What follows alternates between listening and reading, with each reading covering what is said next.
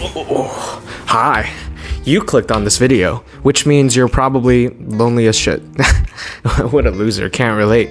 Except I feel that way all the time. Why is it that we as humans constantly need validation and affection? I get it, we're social animals, right? But all day, every day, all that I'm looking for is just somebody to value me for who I really am.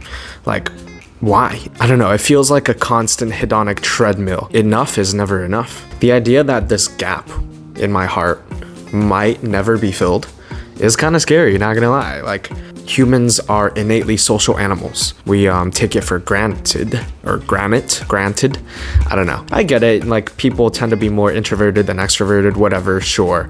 My hot take, however, is that everybody actually wants to be extroverted. Hear me out. The people who don't step out of their comfort zones and don't break out of their shells, in reality just lack the skill set and maybe the courage, to step out there and put themselves out there. At the end of the day, everybody wants to form as many meaningful connections as possible. But maybe some people give up. They delude themselves and just like, oh, maybe I'm okay by myself. I'll just stay inside and play Valorant or something. I think at the end of the day, people are pack animals. People are social animals. It is sheer stupidity what we're trying to do with AI, where people are trying to make AI look more and more like people.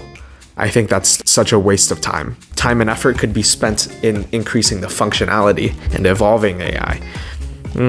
Assuming it doesn't gain sentience and become the Terminator in Skynet or some shit.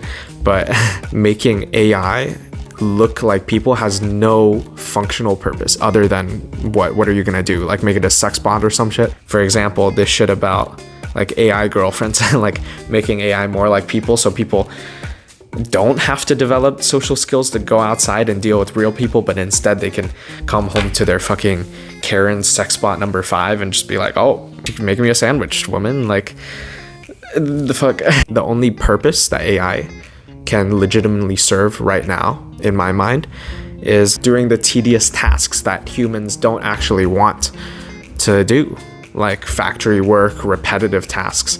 What it should not be replacing is creativity and intimacy.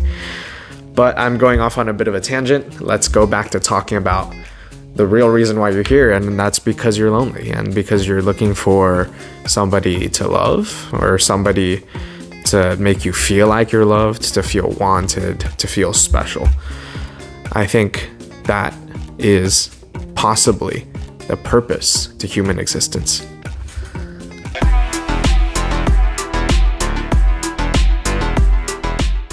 I want a guy in finance, 6'5", blue eyes, 6 figures, 6 inches. I don't remember how the fucking song goes. So here's the thing. I love social media as much as the next guy, right? But there's something to be said about the polarization of beauty that's existing on social media, right? I don't think the human mind is meant to see this many beautiful people.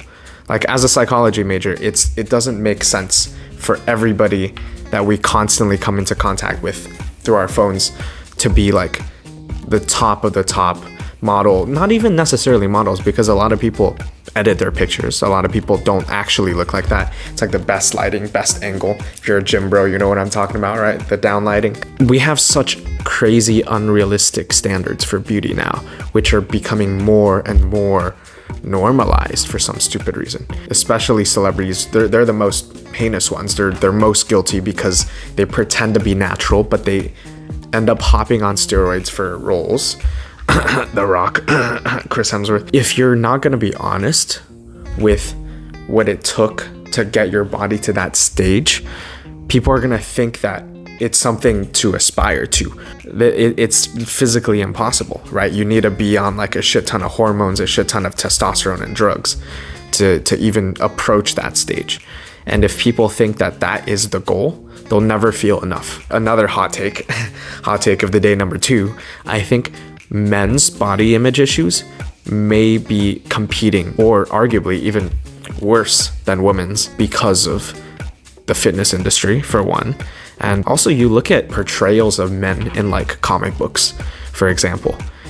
every guy ever is jacked and lean.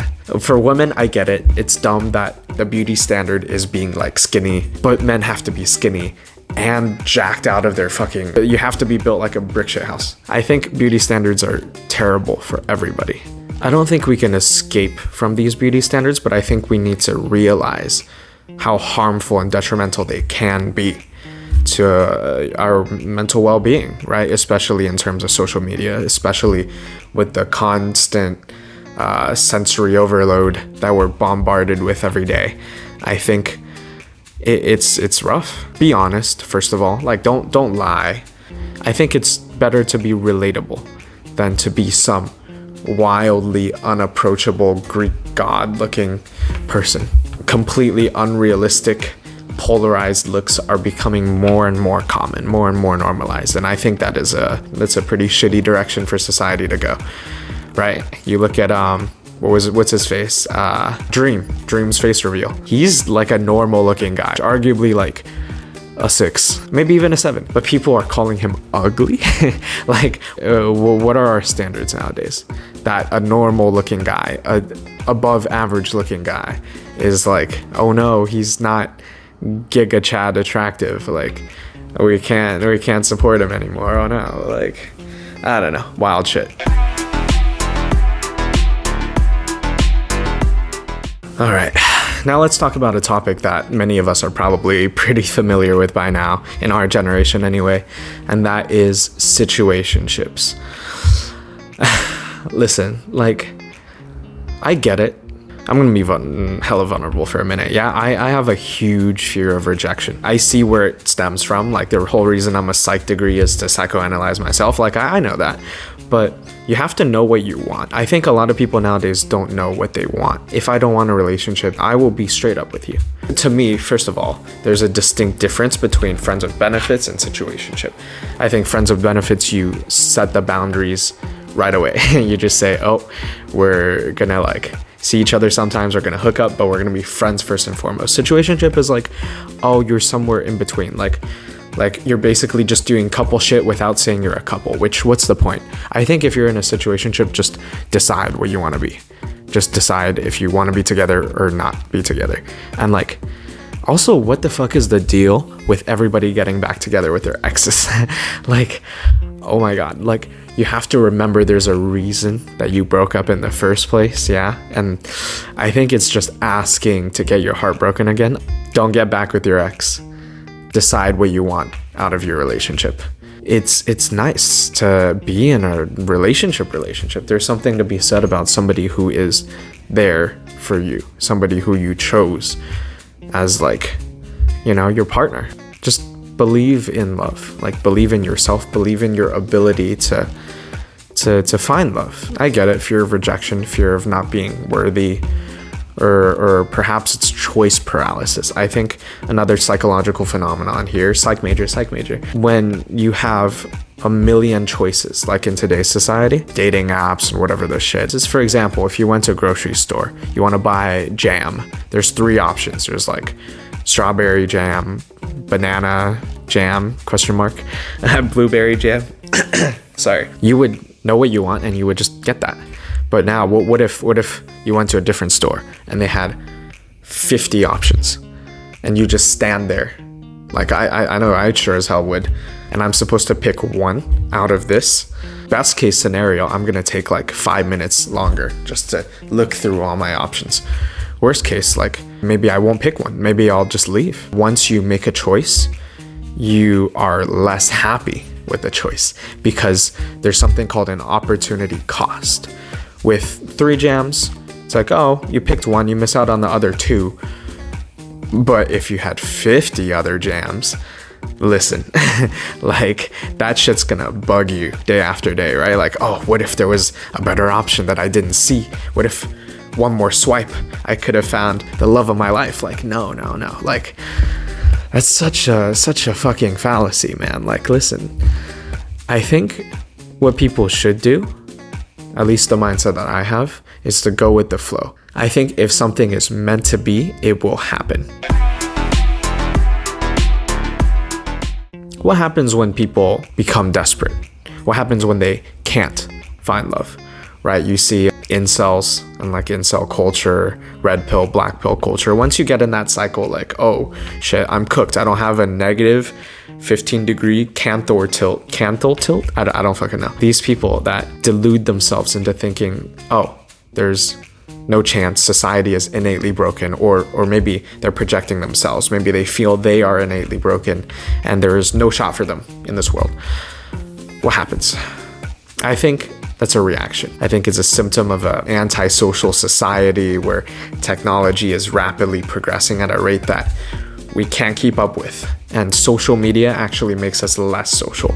And it's so easy to have whatever negative preconceptions they might have to be reinforced in an echo chamber. I mean, I can dive into it a little bit, but what I think red pillars and black pillars actually are just people who've become so incredibly disillusioned and discouraged by, you know, whatever pain they might have experienced or whatever trauma makes them think that they are unlovable or society is unlovable. It's like a self-fulfilling prophecy. Like you think, oh, I'm gonna get no bitches, and then you get no bitches, right? You know what I'm saying? You attract the energy that you put out. It's like the fucking quote that every rave bro recites back to me, like, oh, you focus on building your own garden and then you attract the butterflies to you, right? There's a lot of truth to that.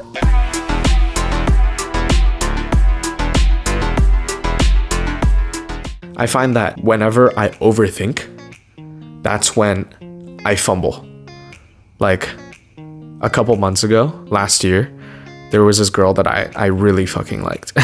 Well, after one night, I decided I was really attached and I liked her and I thought she felt the same way. But then I overthought everything. I texted her like 5 times too many, right? Listen, you fumble the hardest when you second guess yourself.